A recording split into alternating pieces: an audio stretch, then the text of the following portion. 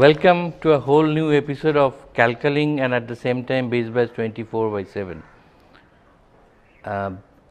An aluminium man, so to say, running a global aluminium business, and from there to running a school for mostly economically weakest section, and that too in a picturesque hamlet which is not too far off from Kolkata. However long haul it may sound to be, Mr. Kamal Prakash has made it look so easy over the last 3 decades. So, it's almost on the 30th year now. So, we are proud and privileged to have Mr. Prakash and Mrs. Prakash, Mrs. Anubhuti Prakash amidst us today to know more about this school, which is aptly called Dakshini Prayas.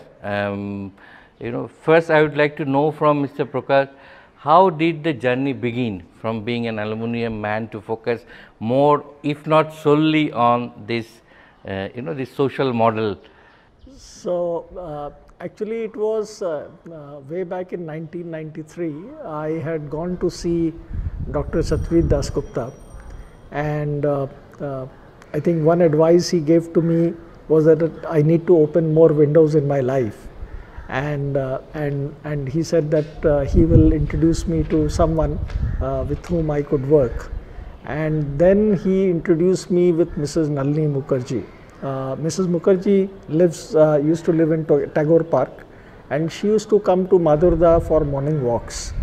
And I mean, as a family, they were also educationists. Both Mrs. and Mr. Mukherjee, they had set up schools for underprivileged in the other locality where they lived. And while telling stories to the children, suddenly a child asked, "Will you teach us?" And that is what Mrs. Mukherjee told Dr. Dasgupta, and Dr. Dasgupta wanted me to come here and see what is it like. And at the same time, I was also reading Swami Vivekananda's Karma Yoga, and Swamiji starts with the main cause of human suffering is lack of knowledge. And so, and that sentence always is there with me. It is so logical. And so that was the trigger. You know, when I came here with Mrs. Mukherjee, we saw happy children, but children were very sick, very weak. They were all suffering from scabies. So and at that time I had only 10,000 rupees as my personal savings. I gave it to Mrs. Mukherjee that we said, let us start taking care of the health of the children first. And whatever we will do, I mean, the healthcare has to be a part of it, because without health the children cannot learn.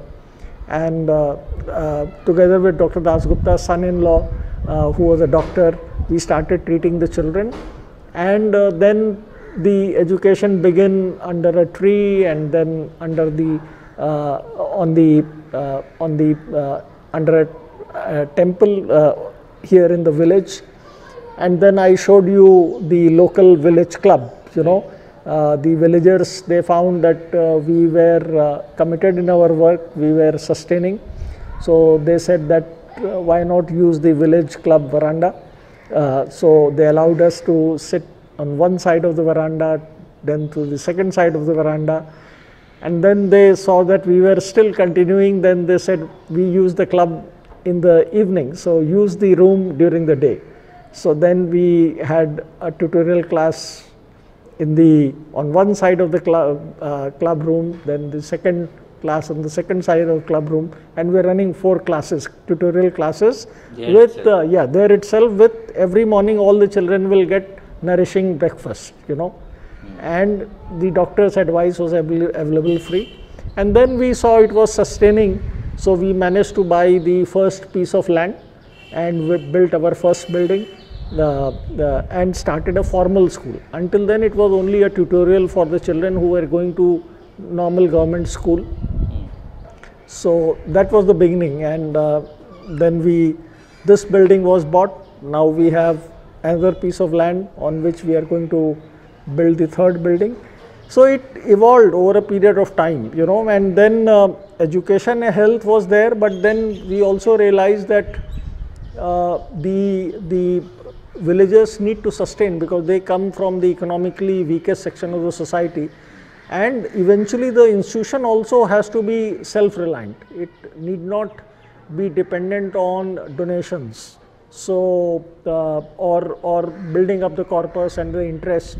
So that is why we also started the self-reliance program, whereby Anu can tell you more about our self-reliance program, and it is growing well. So for you, it all started from your own healthcare emergency, and then there was an urge to open up the windows, broaden the horizon, and opening up the window actually meant opening new vistas. Yeah, absolutely. And I must say, Mrs. Mukherjee and Dr. Dasgupta. Dr. Dasgupta was an exceptional human being, you know, and he had been as long as he was there, he was an integral part of the thought process of Dakshini Prayas, while Mrs. Mukherjee built the institution. I was only giving some helping hand in terms of financial resources, organizing it, and maybe with my business background a little bit more I could add. But then, you know, I started also growing up with the institution. My own horizon started broadening. For you, ma'am, why and how did you select this particular venue or spot? Yeah, I think he has already answered Yes, the thing, touched upon. because we came to know Mrs. Mukherjee, who was already teaching around 4 children under a tree.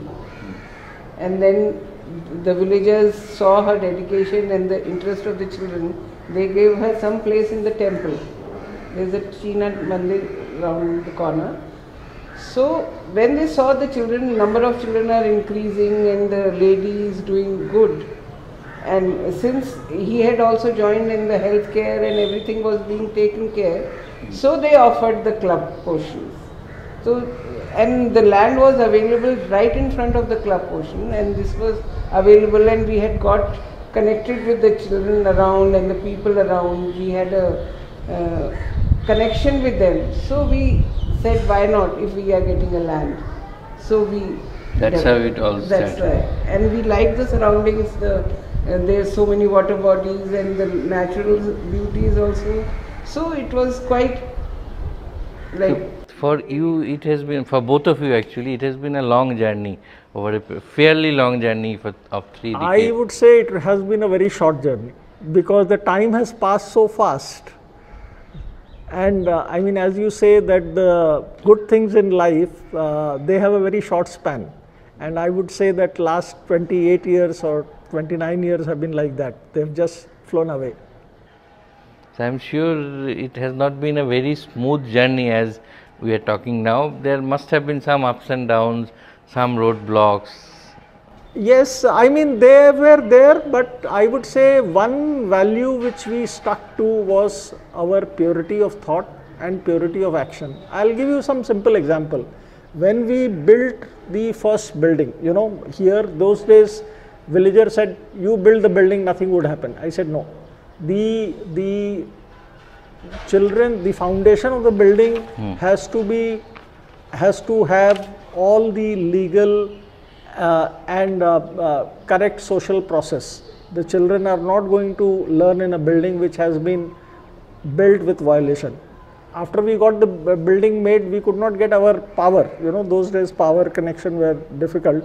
Major so problem. The children, the villagers said, you can hook the power, you know, and start. We said no. We will only start when we get the proper connection. So because the children have to be taught values, they have to be taught ethics, and that is where, you know, at times we do get issues, but no major issues. I mean, like our recognition application with the West Bengal board is taking time, but of course last 2 years we also see the COVID issue. The government offices are not opening. We have applied for allocation of the land, the playground in the front, because we want to build a sports arena, which will be for the entire community here. You know, it can be a good community ground that can be used for all the sports and social functions also. Okay. So that you know, the villagers don't have a proper place, you know. So we can really, like you must have seen, both our buildings are multi-purpose, and we want to develop that also. So that, you know, we cannot solve the whole world's problem, but eventually I think by our little effort we can show the way, you know, that it even the low cost, no cost model also will it work. works actually. Yeah. So how and what has been the response of the local people, and how difficult was it to get their kids to school? It was Because not 3 decades very ago it was not the same. Yeah, we started with 4. Now we are almost 400, and gradually, like 4 children were enjoying. More children came, more people came, and the guardians and the local people have been quite adjusting and quite cooperative, because like they could see that we are the genuinity in our efforts, that we are really genuinely trying to help them, to help their children. So they came, and particularly the ladies forced us to start with playgroup. Achha. They said, everyone, where will we leave our children? Our small children will do, they'll play around here and there. Please open. Then we were forced to open the playgroup. Otherwise, we were taken from nursery It only. actually came from them. Yeah. The demand came from them. Demand came from them, and then we started the playgroup. And otherwise, generally, all the teachers, everyone, we treat the children as our own children. So that is why they also understand. Though most of the ladies are domestic help, and they are rickshawalas and vegetable vendors and all. So they are free, they are relaxed that their children are in good hands. Okay. So mostly major no problem came like that. Only in earlier days they were a bit inhibitant, like they will sign the thing for the playground. So they will take over, the school will take over, where we will do our marriages and parties and all. So we assured them that nothing, it is their ground, we are going to use for their children only, and they can also use it, but it will be a neat and clean, properly maintained property. So they all signed the petition and we applied. It is not in our hands to get that, but we are trying that way only. And all the parents and all the guardians, the local people, the local club people, So they extended all support. everybody, the councillor comes for our functions. They also, so everybody quite cooperative. So over all these years, I'm sure in initial years, he must have been very busy with his business, and you had to spend more time here building these up. I started coming with Mrs. Mukherjee. I learnt a lot, the administration part and the thing. I learnt a lot from her. So I was working with her part time, not full time. I couldn't give, but then gradually, when with her sudden demise, then I had to take over. But I must say, the team is very, very dedicated and very helpful. Alone one person can't do. Cannot do, right. But with all these people, we really are working and enjoy working. It's like a family.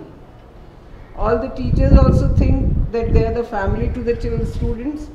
And we also think, and we started with that aim, that whatever we are giving our children at home, we would Let like them have to the similar kind of. maximum possible. We would like to give the children here. You always wanted to give a holistic education, that were you fired by the dreams of Swami Vivekananda. Yeah. So what exactly was the philosophy? Swami Vivekananda always, you know, if you follow him, so he says education is all about man making. It is not, and that is, so the education has to be multidimensional. Academics is one dimension, a tool whereby one could explore rest of the facets of life. Right. And that is what we have been focusing here. And the other important thing is the healthcare. So apart from the nourishing meal which our children get, all the children there their health care is being taken care of, So we have annual health care, health checkup for all the children and the teachers and staff by a qualified set of doctors. And those doctors will see if there is any medical intervention is required, so that is extended to the children and staff free of cost, so that their physical well-being is taken. Through the self-reliance route, some of the families are also being able to, and one of the ideas of not charging for the education is that at least that part of the income gets supplemented with the family's income. Otherwise, if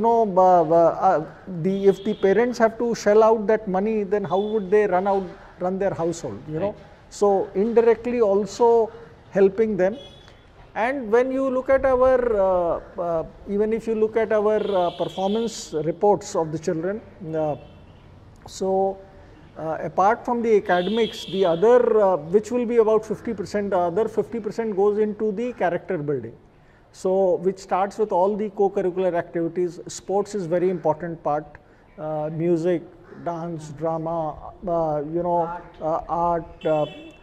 So you name it. There is also one part, learning the computer, the tech. So the children, and now our teachers are learning coding, and they are going to teach the children coding. So we don't want.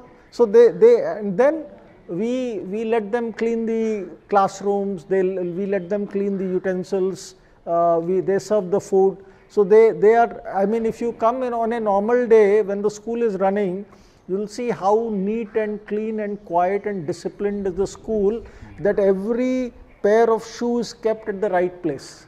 So all these children take it home. Discipline is very important. Yeah, And most importantly, the children here learn that they need to help the other human being. And this is in the pandemic, when we have gone online, 12 of our ex-students, they are running free tutorial in their locality to teach their younger fellow students free of charge. So they don't go out much, and either they go to that child's house, or they call to their house, and they teach 1-to-1 or 2 students at a time, and almost 16 of them are teaching, not 12.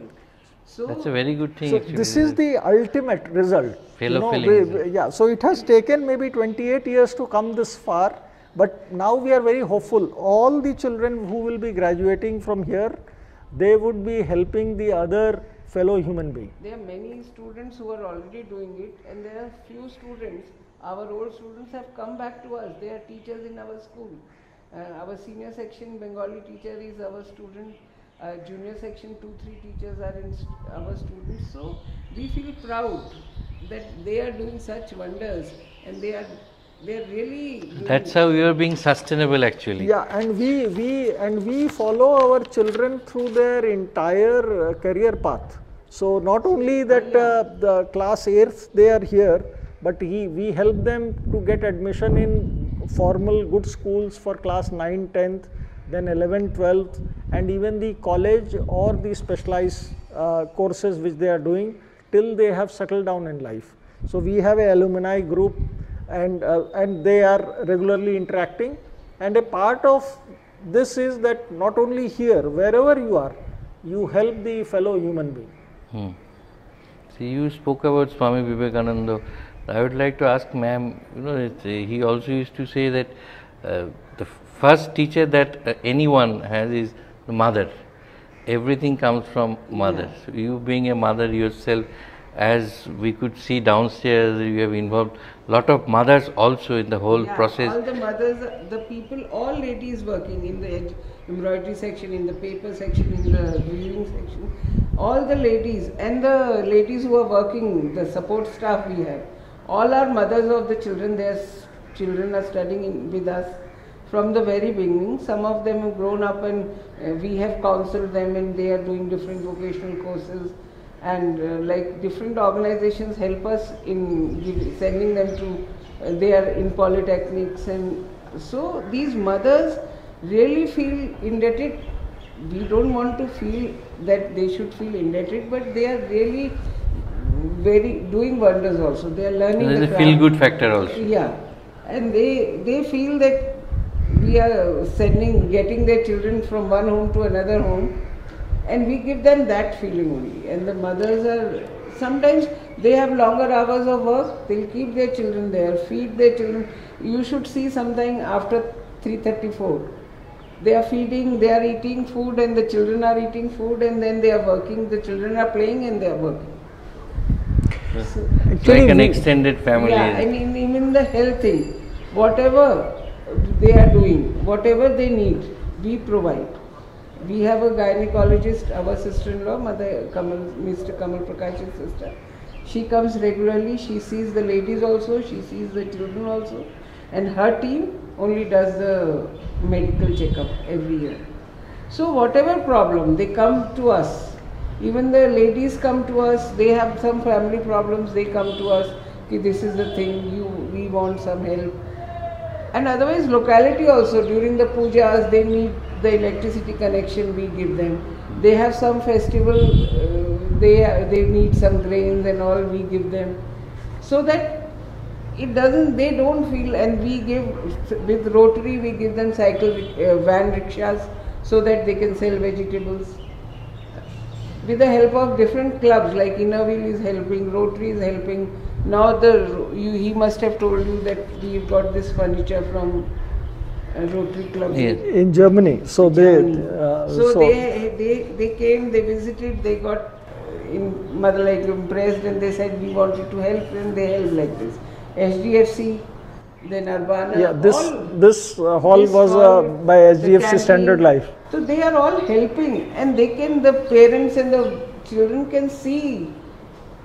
And they are no less in competitions. We go to La Martiniere for some socials, different people organize. We go, they are no less than any other child. They play games, they do everything.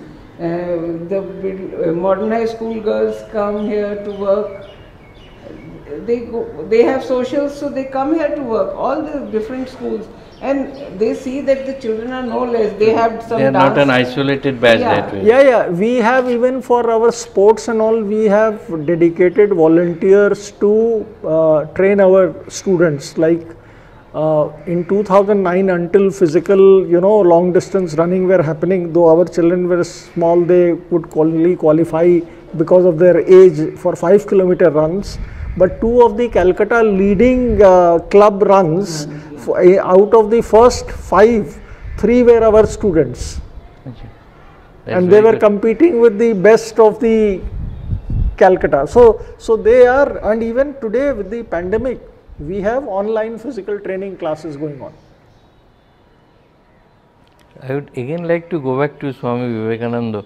He also used to say, we must mix best of both the world.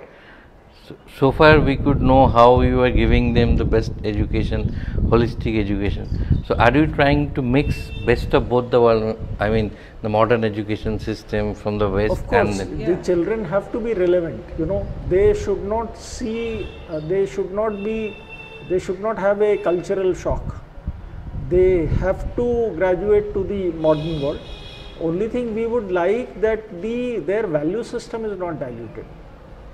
See, that is where today, unfortunately, because of the peer pressure, so-called the modern education or public school education, the children are under a lot of stress. There is, I mean, today I would say every child is a bright child because they have much more exposure than we had.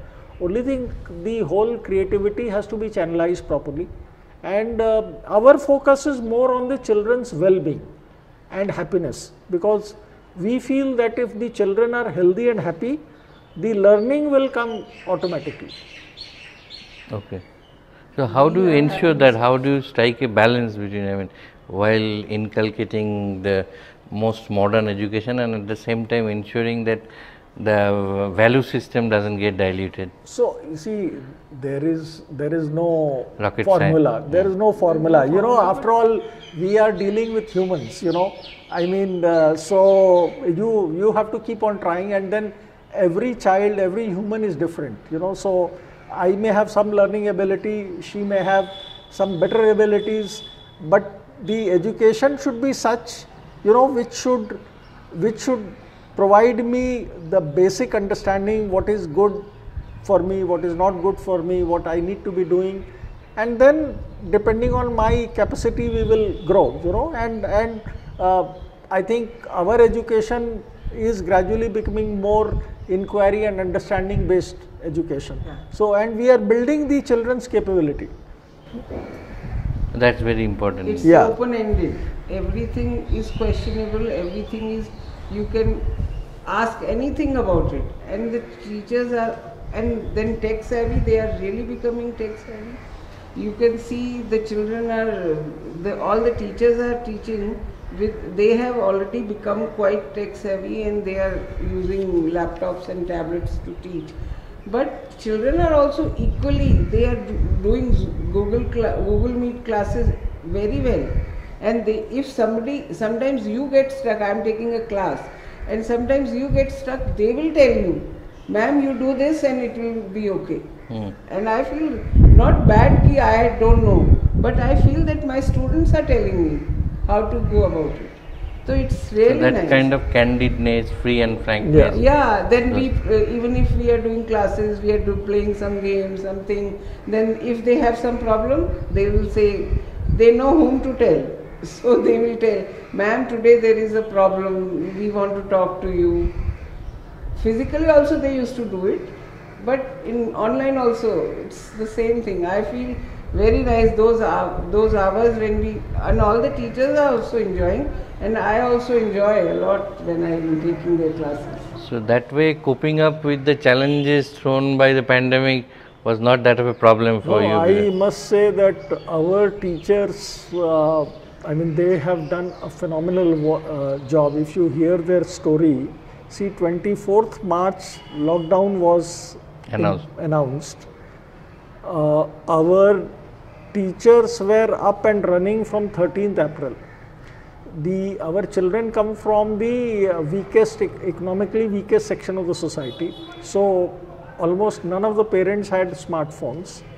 But our teachers reached out to every parent and they started telephonic classes through SMS and conference call from 6 a.m. till 10 p.m. or 11 p.m. in the night, because sometimes she may, because the family has one phone, the father may have to take it out for work, you know, so the phone may be available at 6 a.m., sometimes at 8-9 p.m.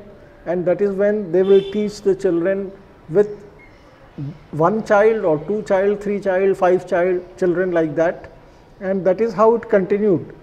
But in 2 months' time, every parent saw the value of the education and they saved money, and almost everybody invested in smartphones. They cannot afford a tablet or laptops. Out of 367 children right now what we have, only 11 children are without a smartphone.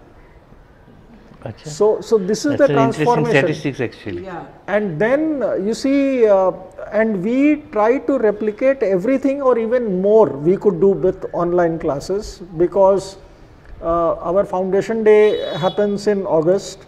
So the entire Foundation Day program happened in August online. This time, because of it was all, last year it was all online. So even we had a global audience who joined, because we have well-wishers from all over the world. Then in the winter we have a kind of a fest, which also along with the sports program of the annual sports. So it was all done online. Children prepared, they submitted, they were judged, and all the examinations have been happening online. And then our teachers even did supplementary classes, because they had to truncate the curriculum because of the online education. So before the next session starts, they did for almost 1 month of these bridge classes to fill the knowledge gap. And again they are going strong, doing everything online, and even like we had a fortnight ago, or even oral hygiene sensitization by 3 dentists, one of the for all the families and the students together. So we are trying to get best out of the technology. Through the pandemic.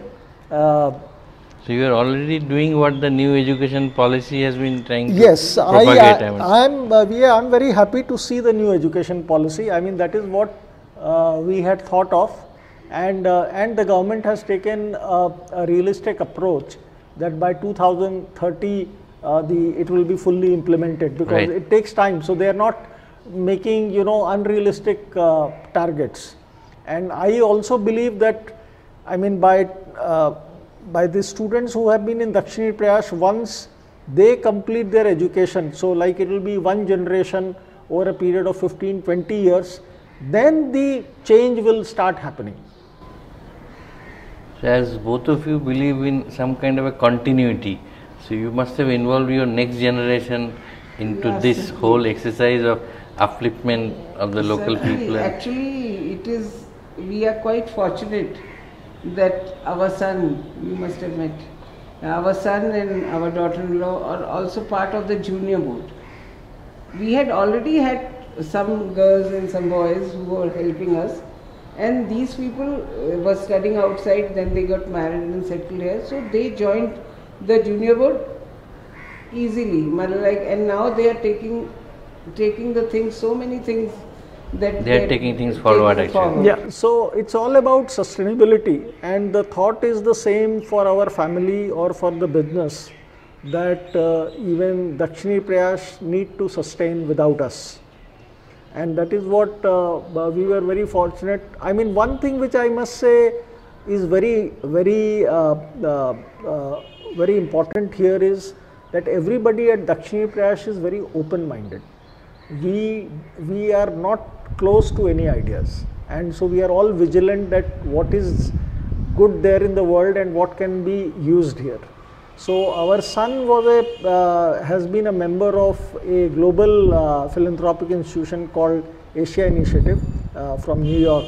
They are also our partners, so they have been helping us with many things in terms of how to improve our service delivery. So they had a junior board system, and our son has been a member of junior board. So he gave us this idea that why not we start a junior board here, and quickly, about, I think it is 6 or 7 years ago, we formed a junior board with youngsters in the age of a group of 20 to 30 who would like to give back to the world.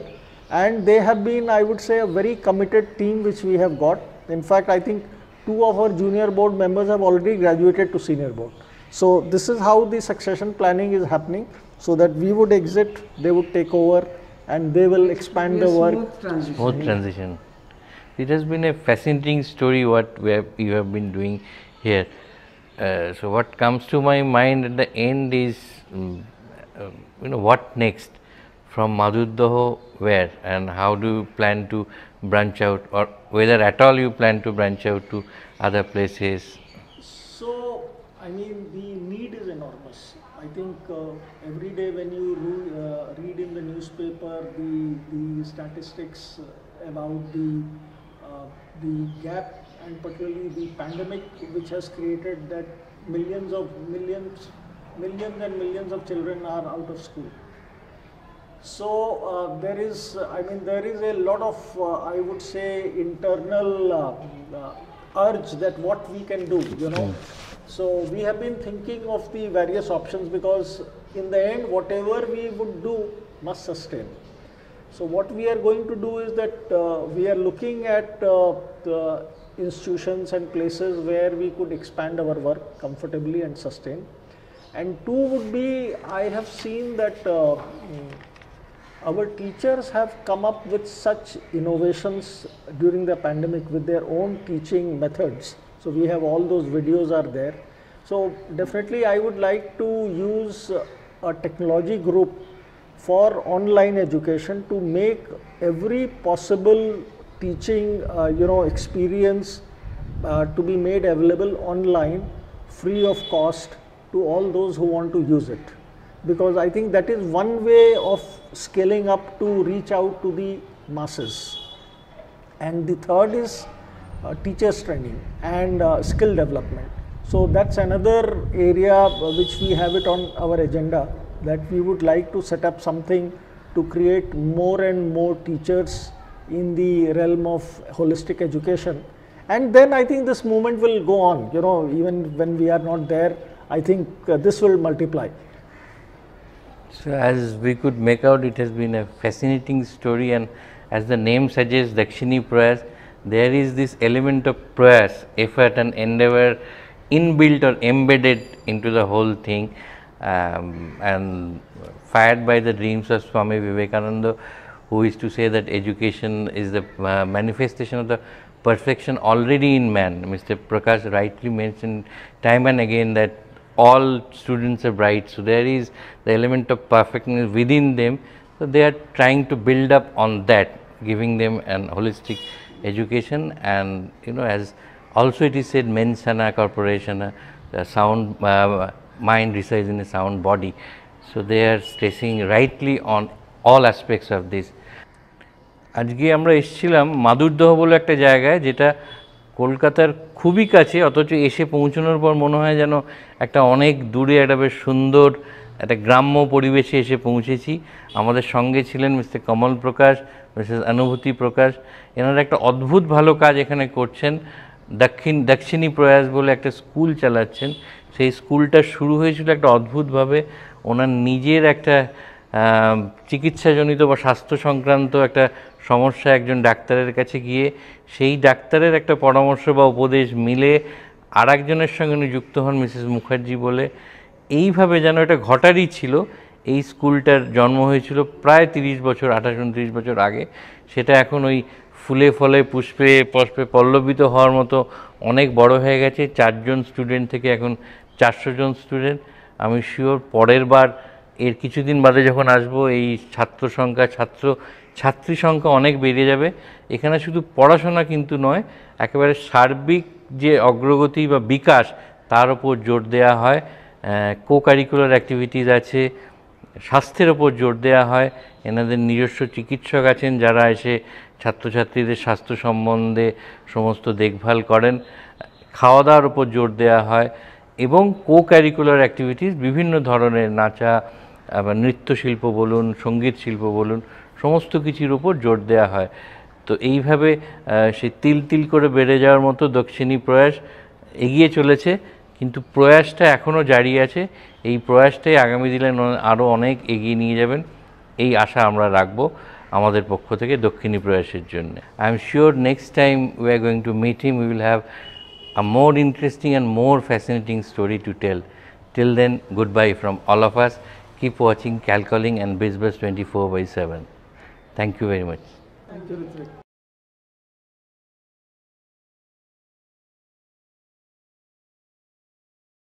Calcalling TV brings to Kolkata and Agartala the best-in-class telemedicine services from the state-of-the-art Narovi Hospital, Vellore, a licensee of Henry Ford Health Systems.